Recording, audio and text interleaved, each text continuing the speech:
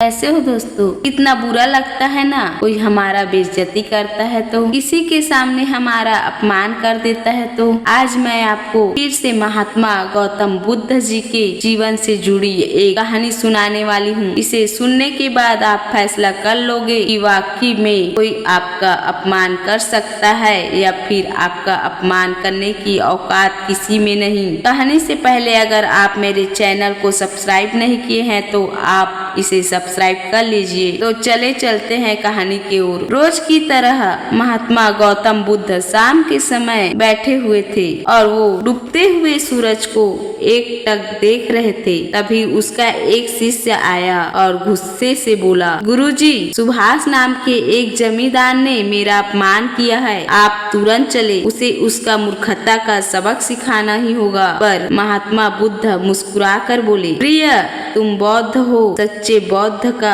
अपमान करने की शक्ति किसी में नहीं होती। तुम इस प्रसंग को भूलने की कोशिश करो। जब तुम इस बात को भुला दोगे तो अपमान कहाँ बचेगा। इस पर शिष्य ने जवाब दिया, लेकिन गुरुजी, उस मूर्ख ने आपके प्रति भी अपशब्दों का प्रयोग किया है। अब आपको चलना ही होगा। आपको देखते ही वो अवश्य शर्मिंदा हो जाएगा और अपने किए के लिए माफी मांगेगा। आप बस चलिए, मैं इतने में संतुष्ट हो जाऊंगा। ये सुनकर बुद्ध को समझ में आ गया कि शिष्य अब बदला लेना चाहता है। अब महात्मा बुद्ध को सब समझ आ रहा था कि शिष्य में बदले की भावना प्रबल हो रही है। अभी इसे उपदेश देने का कोई फायदा नहीं है, इसे समझाना व्यर्थ ही होगा। और फिर बुद्ध कुछ सोचते हुए बोले, अच्छा ठीक है, अगर ऐसी बात है तो मैं तुम्हारे साथ जरूर चलूंगा और उसे समझाने की पूरी कोशिश भी करूंगा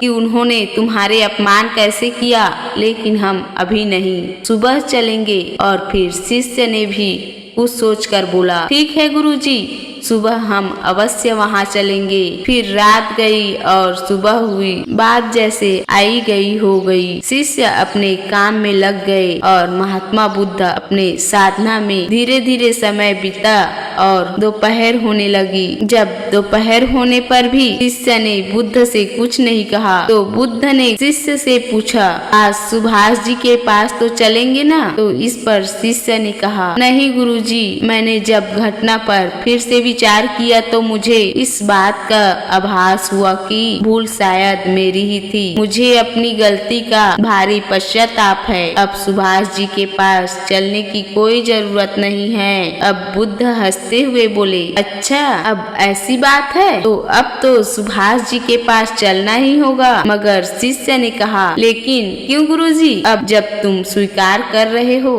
भूल तुम्हारी थी तो अपने भूल के लिए क्षमा नहीं मांगोगे? अब दोस्तों, इस कहानी में ऐसे चीज हुई है जिस पर हमें ध्यान देना चाहिए। पहली बात, जब शिष्य आकर गुरु से शिकायत करता है तो कहता है कि उसका अपमान हुआ है। तब बुद्ध ने उसको क्या जवाब दिया था? बुद्ध ने उसे कहा था कि सच्चे बौद्ध का अपमान करने की शक्ति किसी में नहीं है। इसका मतलब ये है कि आप जो है उस पर पूरा भरोसा रखिए। आप जैसे दुनिया में कोई नहीं है। अपने आप पर पूरा विश्वास रखिए कि आपसे बेहतर कोई नहीं है और आपसे कोई बेहतर है ही नहीं तो आपका अपमान कैसे कोई कर सकता है। दूसरी बात, कभी भी आपको कुछ ऐसा महसूस हो कि किसी ने आपका अपमान किया है, बेइज्जती किया है, तो उसको थोड़ा समय दे। जैसे कि महात्मा बुद्ध ने अपने शिष्य को कहा कि हम आज नहीं, सुबह चलेंगे। शिष्य को इस पर